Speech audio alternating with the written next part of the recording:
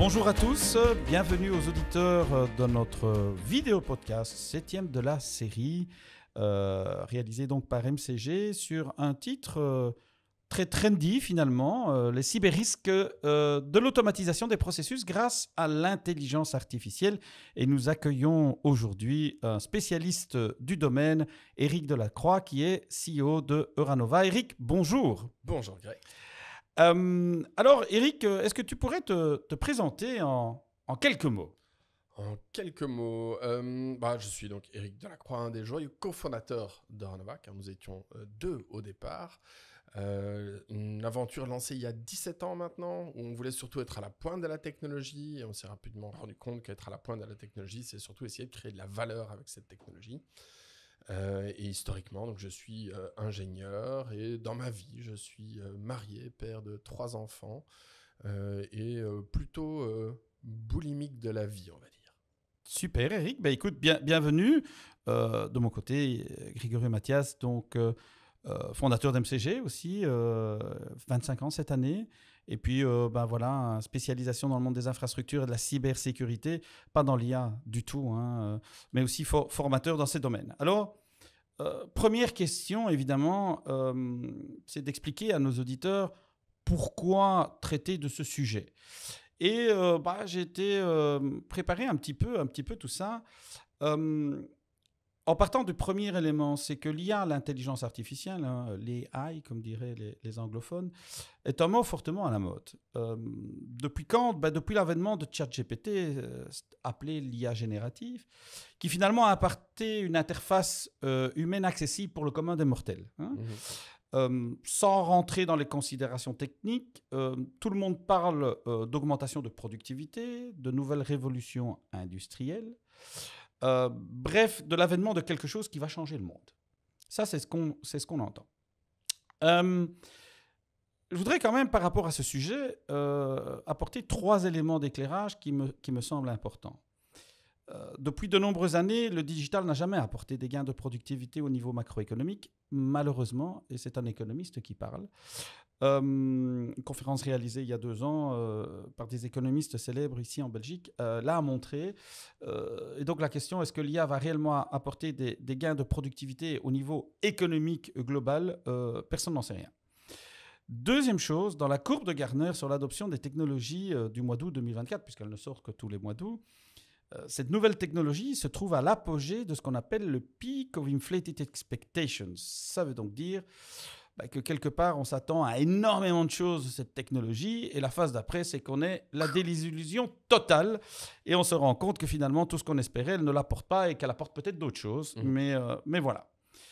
Et finalement, le troisième point, et c'est peut-être celui qui nous relie aujourd'hui dans ce podcast, c'est que peu de monde parle des risques cyber dans les implémentations plus professionnelles de l'IA. Donc, voilà pourquoi le sujet méritait aujourd'hui un podcast. Et je souhaiterais partager avec les auditeurs, avec toi, Éric, quelques constats que moi je remarque dans mon métier, dans notre spécialisation. Alors, le premier, c'est que dans le World Economic Forum, dans le rapport de cette année 2025, dans le top risque, des 10 risques les plus importants qu'une entreprise se dit qu'elle doit gérer dans les 10 prochaines années, on parle des adverse outcomes of IA technologies. Donc, manifestement, on parle des problèmes cyber liés à des outputs de l'IA qui ne seraient non maîtrisés.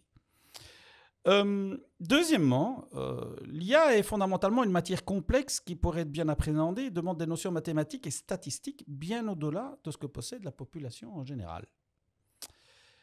Troisièmement, l'IA est utilisée depuis très longtemps dans les outils de protection contre les attaques cyber. Donc, ce n'est pas nouveau, ça existe depuis pas mal de temps. On parle de l'EDR, de l'analyse des phishing, on parle de l'analyse comportementale. En fait, tout ça, c'est un shift qui est apparu dans les menaces cyber depuis 2015. Donc, ça fait 10 ans. Ça fait 10 ans que finalement, on intègre ces outils de manière régulière dans les solutions de cyber. Et quatrième élément important aujourd'hui, c'est qu'on a de plus en plus de modèles d'IA malicieux. qui émergent avec des objectifs tels que corrompre les données des IA génératives pour faire dévier les modèles et leurs résultats, générer des attaques sophistiquées, etc. Et pour donner quelques noms aux auditeurs, on parle d'Onion GPT, on parle de Worm GPT, on parle de Hacker GPT, et j'en passe. Tout ça disponible dans le Dark Web, bien évidemment. Et dernier constat de mon côté, tous les rapports de sécurité convergent vers le fait que les attaques massives que nous connaissons aujourd'hui, qui sont simples, vont devenir beaucoup plus sophistiquées dans le futur à cause de l'IA qui sera utilisé et qui est déjà utilisé par les hackers. Alors ça, c'est de mon côté par rapport à la cybersécurité et la problématique que moi je perçois de l'IA. Mais toi, Eric, dans la vie réelle, dans votre métier finalement de Ranova, de déployer des solutions digitales et d'IA, où vous apportez, vous créez de la valeur, et je t'ai bien entendu parce que je trouve qu'effectivement la technologie, il faut créer de la valeur. Quand vous déployez ça pour automatiser les processus ou certains processus ou trouver des significations, des causes à des problématiques de déviation de production, qu'est-ce que tu peux constater dans l'ensemble de ces projets que vous déployez? On peut faire beaucoup de constats, mais si on prend un angle positif quand même pour commencer, parce qu'il n'y a quand même pas que des risques à l'IA, c'est qu'on on a quand même amplifié la capacité de beaucoup d'humains. C'est-à-dire que ce qu'en tant qu'humain, on est capable d'analyser, je sais pas, une certaine quantité de signaux, de les percevoir, et de notre expérience, arriver à rapprocher ces signaux et en tirer des conclusions qui vont être soit des réflexes, soit des réflexions. Ça, c'est notre fonctionnement humain. Finalement, on peut voir l'IA comme un truc qui a fait passer ça à l'échelle sur des quantités d'événements et d'informations qu'un humain ne peut pas traiter. Et à un moment, on n'a pas tout sur soi. Et sur un temps de vie qui est en fait beaucoup trop long pour être vécu comme un humain. Et que cette expérience-là, on sait quelque part la formaliser par des fonctions mathématiques. Disons que si je dois résumer grossièrement, on peut dire ça, c'est l'IA et on l'utilise avec des outils informatiques. Ça a permis quand même de libérer de la charge, de rendre beaucoup plus utilisable ou accessible un certain nombre d'objets, d'informations. Et donc, ça a quand même changé nos vies assez bien. Mais on peut voir aussi que l'IA, parce que je te rejoins, 2015, je pense que notre tout premier projet lié vraiment à l'utilisation d'algorithmiques sur des quantités de données importantes doit remonter à 2012. Donc oui, c'est ancien. Et alors, c'est un lieu commun de dire aujourd'hui, mais l'IA, ça date des années 50, c'est des algorithmes finalement mathématiques, c'est juste que la puissance de calcul a tellement augmenté qu'aujourd'hui, qu'aujourd'hui, on est capable de faire beaucoup plus de choses que ce qu'on faisait hier. Ça, c'est l'augmentation de la puissance. Le risque, c'est que c'est devenu tellement accessible, utilisable, et effectivement, l'avènement de l'IA générative a amené quelque chose de « Ah, mais ça, je comprends, je peux utiliser, ça me parle. » Un humain, ça nous parle, et donc, à ce moment-là, on dit qu'on sait utiliser, mais on ne se rend pas bien compte de ce qu'il y a derrière. Il suffisait, dans les premiers jours de ChatGPT, de poser des questions assez bêtes sur qui a créé Ranova ou qui a créé MCG. Tu aurais vu que, certainement... Jean-Pierre Struckmuch a créé ça il y a 32 ans dans un endroit improbable. On ne parlerait pas du tout de Grégory Mathias, mais on t'expliquerait quand même que c'est spécialisé dans la cybersécurité, etc. Donc ça raconte beaucoup de bêtises avec un ton qui donne confiance. Et donc c'est bien la première chose qu'on a dû développer, c'est une sorte d'esprit critique sur l'utilisation de ce qui sort d'un outil basé sur l'IA. En fait, le plus grand risque que l'on voit, selon moi, aujourd'hui dans l'application de l'IA et l'automatisation des processus, c'est la perte de l'esprit critique. Ce sont des utilisateurs qui doivent utiliser un outil et qui doivent en bénéficier, mais s'ils ne réfléchissent plus à ce qu'ils font, bam, c'est comme ça qu'on va faire des vraies conneries. Et alors, deux petits exemples très catastrophiques, mais tu prends l'Airbus d'Air France qui décolle du Brésil et où le pilote n'a pas l'esprit critique de se demander quelle information lui renvoie son système, continue de braquer un avion et finit par décrocher, alors qu'ils sont formés pour ne pas faire décrocher un avion. C'est la base d'un pilote. Je pense que Tchernobyl, on ne doit pas être loin de ça non plus. C'est des signaux qui à un moment sont envoyés, on n'a pas d'esprit critique et finalement on laisse le truc partir en live et ça crée des catastrophes. Donc au fond, si on garde ça à l'esprit, alors peut-être qu'on va réduire le risque d'utilisation des outils. C'est vraiment une question de commencer par qu'est-ce que l'on veut faire, quel est le vrai besoin que j'ai en tant qu'humain, et alors de mesurer à quel point est-ce que l'IA m'aide ou non. Il y a une tendance aujourd'hui à adopter des outils et des outils et des outils. On veut mettre de la technique partout parce que c'est génial, ça fait des effets impressionnants. Mais la vraie question, c'est est-ce qu'on a un gain? Et en fait, c'est ce qu'on voit un peu aujourd'hui, c'est qu'il y a une forme de désenchantement qui commence à arriver. Where's my money? J'ai mis de l'argent pour utiliser des outils. Où est la valeur? Et donc, tu parlais de la valeur que ça doit créer. Je parlais de la valeur que ça doit créer. Clairement, on a là un point. Et j'ai la chance d'avoir une sœur active dans le domaine de l'éthique et dans l'utilisation de l'IA et l'éthique à l'utilisation de l'IA, qui aime bien organiser des workshops où on rappelle que on repart du spécialiste qui dit comment est-ce qu'il peut être réellement aidé par un outil. On ne met pas un outil dans les mains d'un spécialiste qui va commencer à faire n'importe quoi. Si je mets un super outil dans les mains d'un chirurgien en lui disant « vas-y, opère ce cœur », je préfère que le patient ne soit pas de ma famille.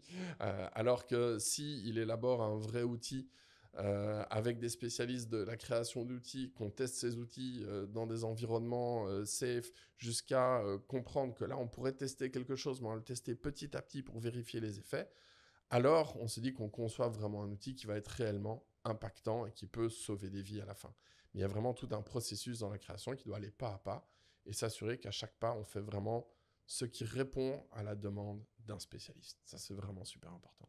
Donc, si je t'entends bien, dans un processus d'implémentation d'IA pour l'automatisation des process, c'est pas récupérer un modèle, on va dire public, à faire un copier-coller et de le lancer et puis de se dire, ben voilà, ce qui ressort de là sera la vérité absolue. C'est bien ça.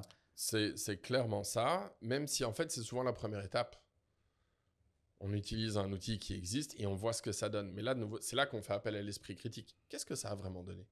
Est-ce que ça m'aide? Est-ce que ça m'aide pas? Et arriver à retirer tout ce qui ne nous aide pas et garder ce qui nous aide vraiment, c'est renoncer à une partie de l'outil. On voit aujourd'hui des AI note-takers de partout.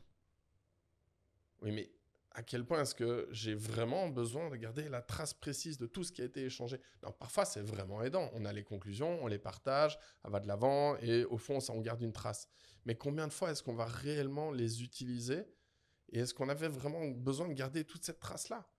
Parfois, le filtre qu'on avait du cerveau en disant « j'ai retenu ça, ça et ça, je partage un email », on a quelque chose de quand même plus précis quant à ce qu'il faut retenir d'un meeting et pas l'intégralité de ce qui a été dit. Quelqu'un, on peut encore se demander après, oui, mais pourquoi est-ce que j'ai dit ça? Oui, tout à fait. Ouais. Très bien. Écoute, alors, par rapport à ce que les clients nous demandent, moi, je voulais partager quelques points.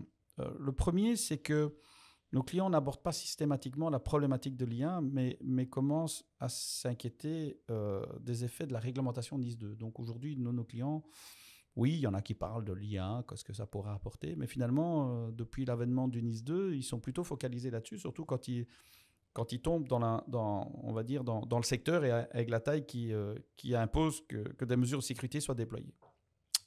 Et lorsqu'on voit des projets IA qui naissent chez un client, dans la majorité des cas, ils sont toujours orientés fonctionnels. Et peu de projets passent dans les mains d'un CISO. Donc un CISO, c'est un responsable sécurité,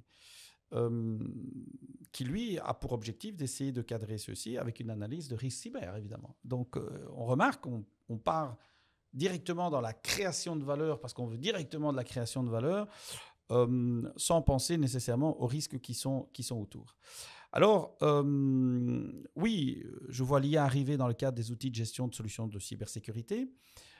Ils étaient intégrés, je l'avais dit, mais on en arrive pour faciliter la gestion. L'exemple type, le management de firewall, quand on a plusieurs firewalls, plutôt que d'aller faire des queries à la main pour des logs, ben finalement, aujourd'hui, on peut taper dans un prompt et il génère la solution, finalement, comme ferait le ChatGPT, mais dans le log qui se trouve à l'intérieur, donc ce qui facilite évidemment. On les utilise aussi pour automatiser certaines fonctions, ce qu'on appelle les playbooks, en fait. Hein. Et donc, on est parti aujourd'hui dans les implémentations, en tout cas en cyber, perceptibles par le commun des mortels, dans la productivité individuelle, de nouveau, de la gestion de ces outils. Tu parlais tout à l'heure de ces fameux assistants d'IA utilisés pour rédiger les PV. Hein. Je l'avais évidemment dans Teams, dans Zoom. Il y a 2 points. Alors, il y en a un qui est super, celui que tu as développé, à savoir, est-ce qu'on a besoin de tout ce qu'on a raconté, toutes les bêtises, toutes les blagues que tu fais souvent en réunion, n'est-ce pas? Alors qu'à la sortie d'une réunion, finalement, ce qui est important, c'est quel est le plan d'action et qu'est-ce qu'on a décidé. Et donc, mais il y a un autre élément qui, moi, m'interpelle un peu plus, c'est que je n'ai pas l'impression qu'il y a une crainte, qu'il y a une fuite de ce qui se raconte en réunion. Et donc ça on est aussi parti sur ces éléments-là. Alors, 5e point, parce que bon, oui, je ne suis pas un spécialiste de l'IA, mais oui, j'ai quand même beaucoup lu. Et puis, comme je partageais avec toi, l'IA, finalement, c'est des modèles mathématiques et statistiques. Hein, c'est du forecasting, les gens l'oublient souvent. Mais peu de gens connaissent la problématique des hallucinations de l'IA. Et encore moins quelque chose qui vient d'apparaître dans la presse, hein, qui commence à sortir, le fait que l'IA s'adapte de manière très perverse, hein, dans les IA génératives pour faire plaisir à l'interlocuteur. Et donc, on commence à se poser des... Donc, il ment sciemment, clairement, pour faire plaisir. Il donne n'importe quoi comme réponse, mais qui plaît finalement à l'humain qui a posé la question. Et donc, j'en arrive à ce 6e point, c'est que peu de clients nous ont demandé d'interdire l'usage des solutions d'IA générative et gratuites, donc publiques et gratuites, et qui sont pourtant une source volontaire potentielle de fuite de données, puisque il y a énormément de gens qui balancent des données de tous les styles. Et j'en partagerai une, mais qui n'est pas liée à une entreprise, à des données d'une entreprise. Mais un jour, j'ai une sollicitation pour quelqu'un qui veut faire un stage chez nous, une demoiselle qui est en train de faire son bachelier. Et je lui dis, mais pourquoi vous avez postulé chez nous? Et elle me répond, bah, écoutez, j'ai pris mon CV, je l'ai balancé dans ChatGPT, je lui ai demandé de me fournir 2 entreprises en région wallonne qui font de la cybersécurité. Et donc, on faisait partie de ces 2. Donc, très heureux que ChatGPT nous ait reconnus. Mais je trouvais un peu paradoxal ces mots de balancer directement son CV avec tout son adresse, son numéro de téléphone, son adresse email et tout ce qui s'ensuit. Alors, si tu devais, toi, partager plutôt les retours d'expérience, sans nécessairement citer les projets, mais de là où l'IA a apporté quelque chose, a créé de la valeur réellement dans des processus ou dans des expériences de clients, qu'est-ce que tu pourrais nous partager comme réelle implémentation à création de valeur? Alors, il y en a quand même quelques-uns, et fort heureusement, sinon je pense qu'on serait vu. Et je dirais, il y a un premier exemple, dont on en est assez fiers parce que c'est probablement les premiers usages de l'IA dans un monde safety critical, qui est vraiment l'aviation. On en parle pas mal ces temps-ci malheureusement.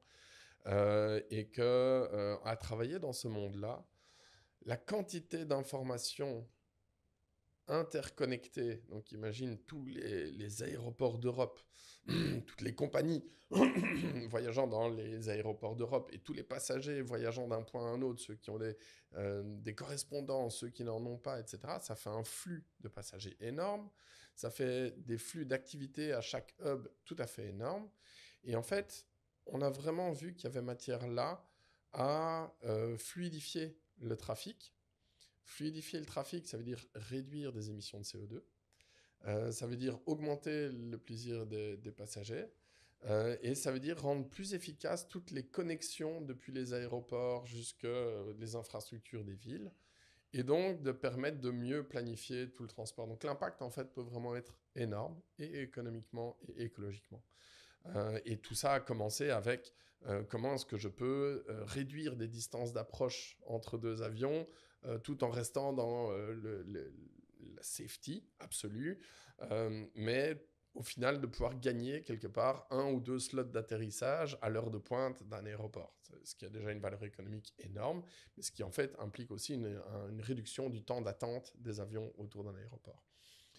Et en conséquence de ça, après, on a commencé à travailler sur les passagers, la prédiction du nombre de passagers, où est-ce qu'ils doivent passer, à quel moment, et alors vraiment pouvoir anticiper et fluidifier tout ce trafic. C'est un long process, long working process, mais ça, c'est vraiment un sujet tout à fait passionnant.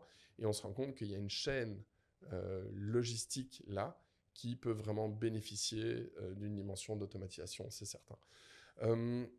Après, on a fait aussi sur des projets beaucoup plus simples. Simplement, quand une opération doit être exécutée, elle est transfrontalière, mais elle a des risques de refus ou des risques de non-conclusion, et qu'on peut anticiper et prévenir l'utilisateur qui va manquer un certain nombre d'informations avant qu'un ordre, typiquement un ordre bancaire, soit passé, ben à ce moment-là, on fait gagner le temps de « Ah ben non, votre virement n'est pas passé. Ah ben ça revient. Non, mais alors il faut rappeler le client. » Enfin, et donc, on peut se prémunir de situations finalement délicates. Et là, le gain, il est dans le confort et probablement dans la satisfaction du client. Il y a toute la dimension marketing où il y a quand même moyen d'afficher la bonne information au bon moment. Je suis toujours personnellement extrêmement agacé d'acheter un truc sur Internet. Dernièrement, ça m'est arrivé, on devait acheter un petit piano électrique pour le gamin. Et une fois que je l'ai acheté, j'ai commencé à avoir des pubs pour la boîte auprès de laquelle j'ai acheté. Why? Donc ça fait vraiment partie des vecteurs d'amélioration qui sont nécessaires. Mais clairement, la quantité d'informations que l'on peut recevoir, dont on peut disposer en calculant bien les choses, ben, c'est vraiment positif. Si on veut mettre un tout petit point sur le dark side, c'est aussi comme ça que certains sites parviennent à vous vendre plus cher à vous qu'aux voisins, parce que ils ont suffisamment d'infos sur vous pour le faire. Heureusement, tu parlais des régulations, des NIS 2, etc. En Europe, on est quand même assez bien protégé sur le plan légal. Toutes les régulations type GDPR et maintenant les European AI Act sont autant de textes régulatoires qui visent à protéger les individus contre des usages qui iraient à l'encontre de leurs intérêts, l'usage de leurs données et de modèles qui iraient à l'encontre de leurs intérêts propres. Et donc ça, c'est une des raisons. Il y en a beaucoup qui se lèvent contre ces régulations en disant on empêche d'innover en Europe. Moi, j'aime bien dire que la contrainte pousse à la créativité. Et donc, clairement, de devoir penser un cran plus loin et évaluer, tu parlais des risques, les risques liés à l'usage de la donnée, la raison pour laquelle on veut utiliser ces données, s'interroger sur l'impact que ça aura sur le consommateur, alors nous pousse à aller chercher la solution qui non seulement crée de la valeur, mais en plus respecte les utilisateurs finaux. Ça, c'est un peu aujourd'hui vraiment la plus grande valeur qu'une société comme nous peut créer, c'est d'arriver à marier la volonté de créer de la valeur tout en respectant les individus qui seront concernés au bout du compte, parce que ça demande de vraiment faire bien les choses. Ça demande une analyse en profondeur, des choix de modèles qui sont précis, et vraiment un travail plutôt d'orfèvre que de fonderie. Donc je disais, Eric, en fait, à travers tous ces exemples, ce que je remarque, c'est qu'on est bien loin de simplement l'IA générative. On est sur des applications dans lesquelles il y a une réflexion profonde sur les process, les modèles, la valeur de ce qu'on va pouvoir apporter. Finalement, ce sont les questions qu'on devrait se poser à chaque fois qu'on veut faire, on va dire, une digitalisation de quoi que ce soit. Et finalement, l'IA tombe dans le même panier. Hein. Alors, moi, j'ai quelques questions par rapport à tout ce que tu as cité. Comment est-ce que toi, tu verrais l'intégration de mesures de cybersécurité dans des projets de ce type-là?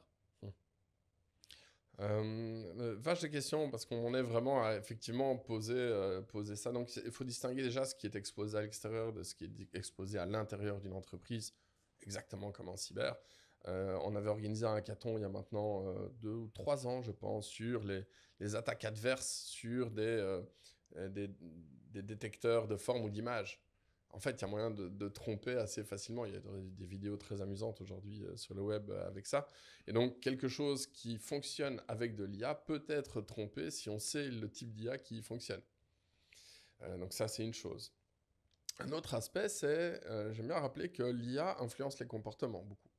On automatise le process, on baisse peut-être la tension, on fait des recommandations, à un moment, on trouve que c'est bon, mais en fait, cette recommandation va peut-être changer la manière dont on a fait les choses, on espère que ça crée de la valeur, donc en fait, ça va changer l'impact que ça a. Et donc, toutes les données sur lesquelles on a appris dans le passé la bonne recommandation à faire pour optimiser l'action suivante, si l'historique devient 1, 2, 3 ans d'utilisation de l'outil avec le système de recommandation, est-ce que la recommandation pour la meilleure action suivante reste la même, vu qu'on apprend sur des comportements qui ont déjà été influencés par un outil il y a avant? D'accord. Donc là, on parle vraiment de drift et inclure cette notion-là que l'apprentissage, l'IA se base sur l'apprentissage des données passées pour beaucoup de modèles.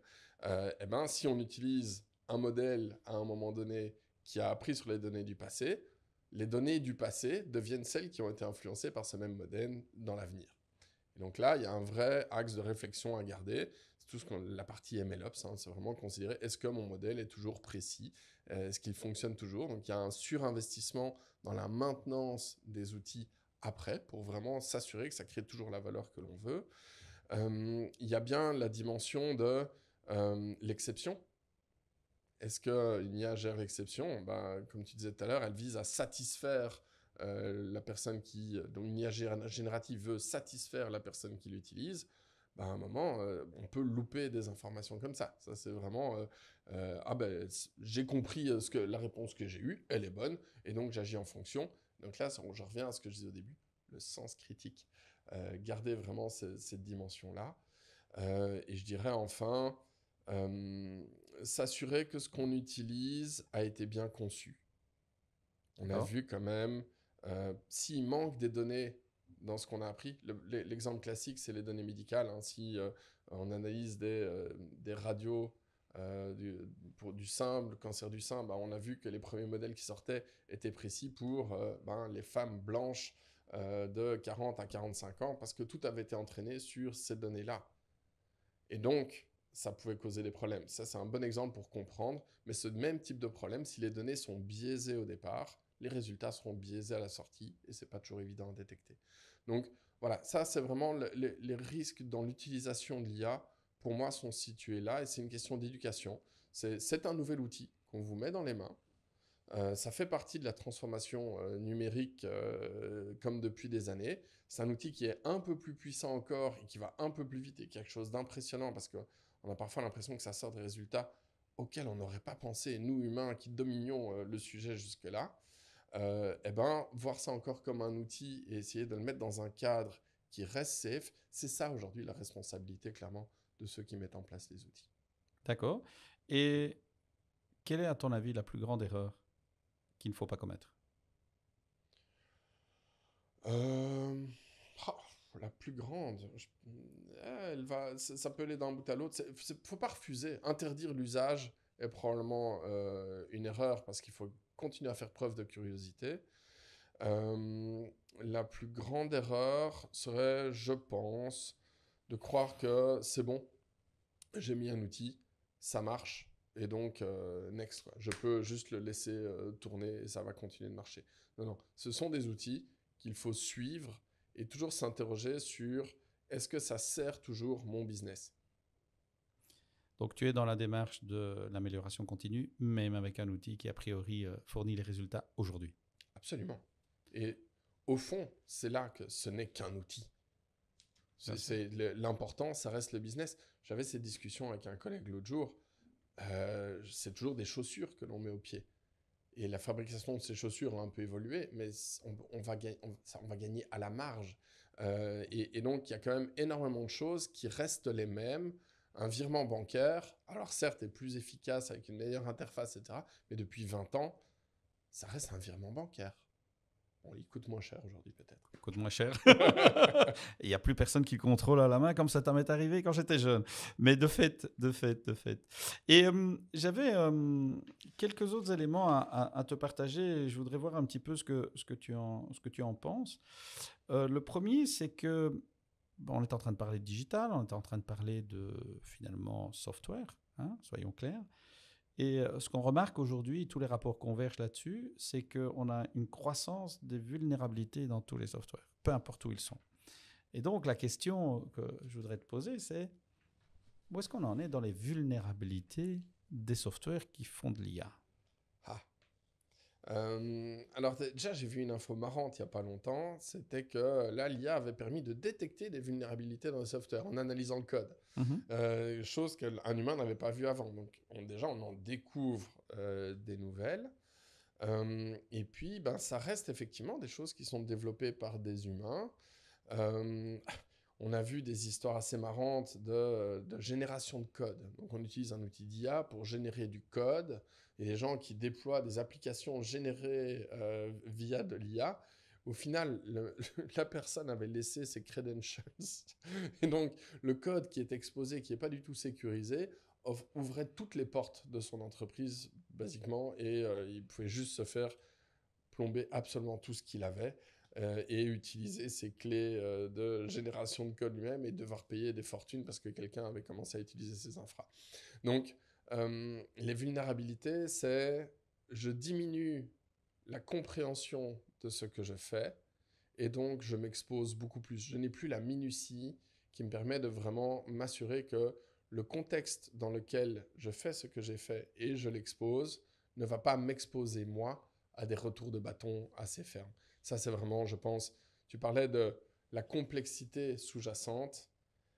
Garder un bon niveau de curiosité. On ne doit pas spécialement être développeur ou super ingénieur pour se poser la question de ces vulnérabilités. Il faut se rappeler qu'il faut poser les questions aux spécialistes et s'interroger, OK, à quel endroit est-ce que je suis exposé? Est-ce que ce que j'ai fait est bien safe du point de vue de tout ce que j'ai à mettre en sécurité?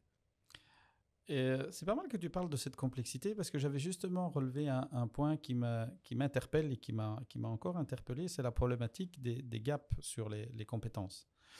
On voit plein de gens dire qu'ils vont devenir data scientists alors qu'ils ont fait 2 heures ou 4 heures de maths au secondaire et ils sont arrêtés là. Et que finalement, quand on regarde finalement les réseaux de cybercriminels, ce sont des gens ultra professionnels et ultra formés. Et donc la question c'est, est-ce qu'on a un gap aujourd'hui en termes de spécialistes IA ou, parce que je ne parle pas d'un spécialiste, quelqu'un qui tape un bon prompt, soyons clairs, d'accord. Où est-ce qu'on est en phase aujourd'hui, en tout cas en Belgique ou en Europe? Comment est-ce que toi tu vois l'histoire? J'avoue que je m'interroge. J'ai tendance à éviter ouais, d'être trop tranchant là-dessus. J'ai tendance à croire qu'on a toujours à peu près le même nombre d'ingénieurs qui va sortir des écoles. Et donc, est-ce qu'on a la même proportion de très bons mathématiciens dans la population qu'il y a quelques années? Bah, peu ou prou, je pense que oui. C'est juste que l'importance qu'a prise le monde du numérique, à quel point on est exposé, que ce soit dans nos téléphones, dans nos applications, dans nos usages du quotidien. Quand on crée un business, c'est quasiment impossible de ne pas avoir de présence online. Donc, c'est vraiment la surface d'exposition, comme on dit en cybersec, qui est le vrai problème, qui demande de beaucoup plus de compétences ou de gens qui savent ce qu'ils font, parce qu'il y a plus. Mais sinon, dans les skills de base qui sont nécessaires pour arriver à le faire, bah, je pense qu'il y a quand même des accointances naturelles. Alors bien sûr qu'il faut encourager les jeunes à développer leurs compétences dans ces mondes-là. Ça leur donnera certainement des bonnes clés pour mieux appréhender ce à quoi ils auront à faire. Et donc, ce que tu poses là, pour moi, c'est la question du gap numérique, qui est un gap qui se creuse depuis des années et qui ne peut se compenser que par la curiosité des gens. Et quand même, là, je reviens avec des outils, les outils d'IA générative qu'on trouve aujourd'hui, qui donnent accès aujourd'hui à une compétence ou à des connaissances qui permettent au moins de mieux conscientiser des gens parce qu'ils vont obtenir de l'information via un vecteur qui va leur permettre de bien la comprendre. Donc je pense que c'est vraiment encourager la curiosité. Et finalement, les spécialistes, ben, on va essayer d'amplifier leur capacité à avoir de l'impact là où ils doivent avoir de l'impact. Et pour ça, ben, c'est de nouveau utiliser des outils qui leur permettent de maximiser cet impact. On en revient à probablement des outils de productivité liés à l'IA. Très bien. Et alors, je voudrais te partager une publication récente. Vraiment, elle date de hier. Donc, c'était vraiment une publication sur un exploit, donc cyber. Très simple. Le schéma est le suivant. Un utilisateur reçoit un mail, comme on le reçoit aujourd'hui. Mais ce mail, il fait en sorte qu'il est capable d'intégrer du texte dans le prompt de Microsoft Copilot via une mécanique de RAG, ça c'est pour toi, c'est le Retrieval Augmented Generation. Et Copilot, qui normalement a accès à l'ensemble des données internes de l'entreprise, divulgue ces données confidentielles vers un serveur distant via ce qu'on appelle le LLM Scope Violation. Ça te parle ? Mais tout à fait. Je réponds comme de ChatGPT.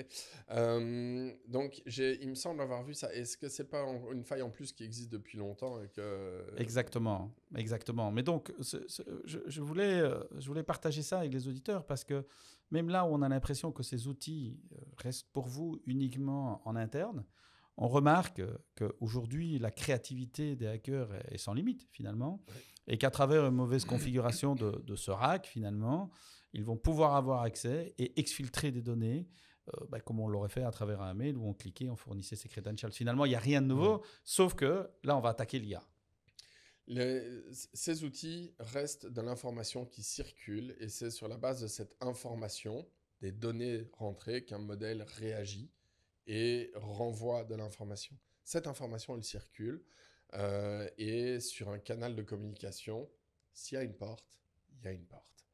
Et il y a beaucoup plus de portes qu'on ne croit, et certaines sont connues et non divulguées, certaines sont inconnues et seront un jour divulguées.